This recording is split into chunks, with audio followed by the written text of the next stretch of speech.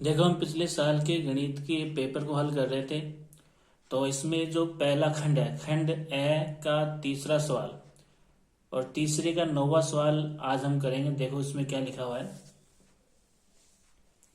3 centimetre त्रिज्या, 3 centimetre त्रिज्या लेकर एक वर्त बनाइए तथा केंद्र ओ से 5 सेंटीमीटर दूर स्थित बिंदु P से वर्त की 2 स्पर्श रेखाएं खींचिए और उनका माप लिखिए। ठीक है।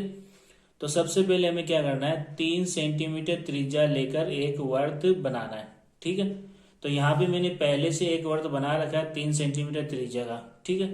तो हम क्या करेंगे, सबसे पहले प्रकार को 3 सेंटीमीटर का खोलेंगे, उसके बाद में एक वर्त बनाएंगे 3 सेंटीमीटर त्रिज्या का। ठीक है।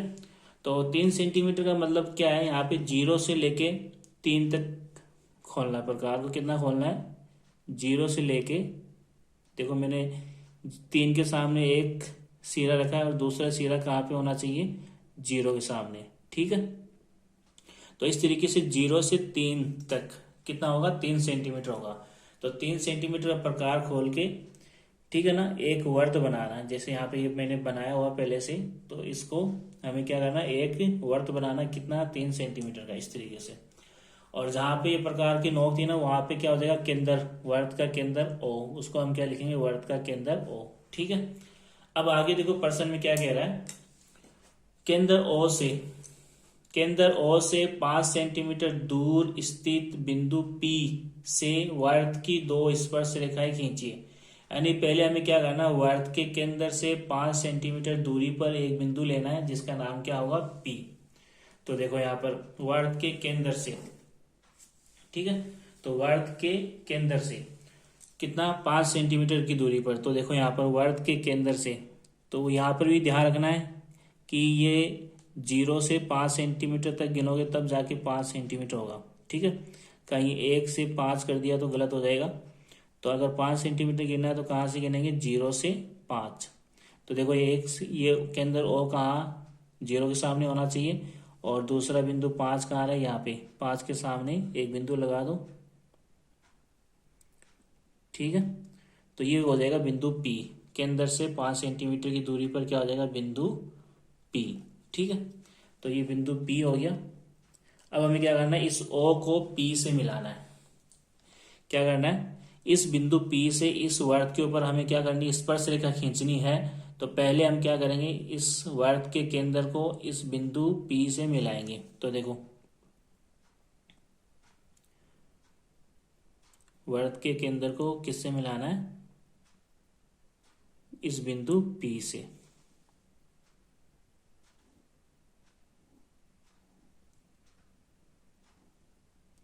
तो ये हमें रेखाखंड OP प्राप्त हो गया। ठीक है। अब हमें क्या करना है, बिंदु P से इस वर्त के ऊपर स्पर्श रेखा अगर खींचनी है तो उसके लिए हम क्या करेंगे, ये जो OP रेखाखंड प्राप्त हुआ है इसका हमें लंब समद्विभाजक खींचना है। और लंब समद्विभाजक खींचने के लिए हम क्या करेंगे, बिंदु P पर हम क्या करेंगे, प्रकार रखेंगे, और इस इस OP रेखाखंड का आधा बीच में आएगा। ठीक है। ये पूरी कितनी है, O से P तक 5 सेंटीमीटर। ठीक है। ये लिख दो यहाँ पर, O से P पूरी कितनी है, 5 सेंटीमीटर। तो हमें क्या करना है, लंब समद्विभाजक खींचने के लिए प्रकार जो है, प्रकार को कहाँ रखेंगे, बिंदु P पर आधे से ज्यादा प्रकार खोल के एक चाप इस OP रेखाखंड का आधे से ज्यादा प्रकार खोलना जरूरी है। ठीक है। आधे ज्यादा प्रकार खोल के एक चाप ऊपर की तरफ काटेंगे और एक चाप नीचे की तरफ काटेंगे। ठीक है। अब इतना ही प्रकार को खुला रखना है, जितना चाप हमने बिंदु P से काटा ना उतना ही प्रकार खुला रखना है। और ऐसे ही चाप कहाँ से काटने, बिंदु O से काटने हैं, बिंदु O से काटने हैं। तो एक चाप OP रेखाखंड के ऊपर की तरफ और दूसरा चाप OP रेखाखंड के नीचे की तरफ। ठीक है। यहाँ पे देखो ये दोनों चाप नहीं कटे, तो बिंदु P से वापस प्रकार रख के इस चाप को बड़ा कर दो। ठीक है। तो ये दोनों चाप कट गए। यहाँ पर ये दोनों चाप जहां कट रहे वहां लगाओ बिंदु। ठीक है, ऊपर भी और नीचे भी दो चाप कट रहे हैं, यहाँ पर भी क्या लगाओ, बिंदु। ठीक है, और इन दोनों बिंदुओं को स्केल की सहायता से मिला दो।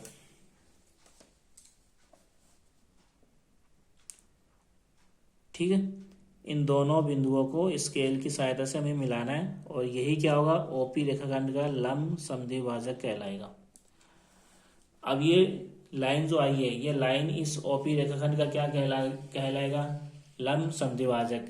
अब ये लंब समद्विभाजक इस ओपी को यहाँ पर बिंदु पर काट रहा है, इस बिंदु का नाम हमने क्या दे दिया, एस। ठीक है, अब हमें क्या करना है, इस एस को केंद्र मान के एक वर्त बनाना है, लेकिन त्रिज्या कितनी लेनी है। तो पहले क्या करेंगे, प्रकार की जो नोक है उसको कहाँ रखेंगे, एस, बिंदु एस के ऊपर। ठीक है, बिंदु एस के ऊपर रख के कितना प्रकार खोलेंगे, ओ के बराबर। तो देखो यहाँ पर ओ के बराबर प्रकार खोल लेते हैं।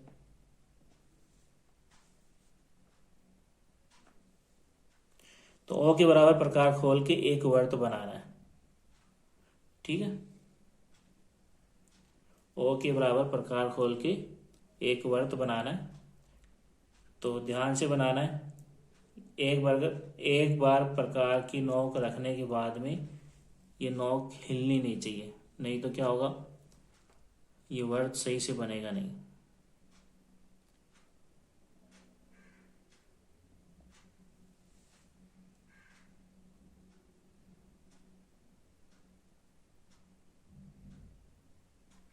ठीक है, ये बन गया वर्त। अब ये जो नया वाला वर्त बना है, ये जो नया वाला वर्त है, इस पुराने वाले वर्त को दो जगह काट रहा है। एक तो यहाँ पे काट रहा है, प्रतिच्छेद कर रहा है, और एक यहाँ पर प्रतिच्छेद कर रहा है। तो इन दोनों प्रतिच्छेदी बिंदु को नाम देते हैं, जैसे ये हो गया Q और ये हो गया R। ठीक है, अब इन दोनों बिंदु को हमें किससे मिलाना है, P से। इस Q को किससे मिलाना है, बिंदु P से। बिंदु P को किससे मिलाना है, Q से। ठीक है, और इसी तरीके से इस बिंदु R को भी किससे मिलाना है, बिंदु P से।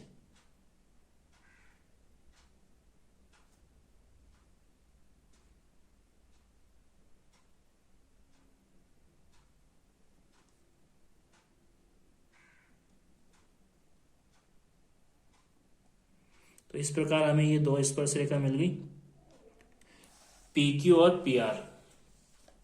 एक तो PR और दूसरी PQ।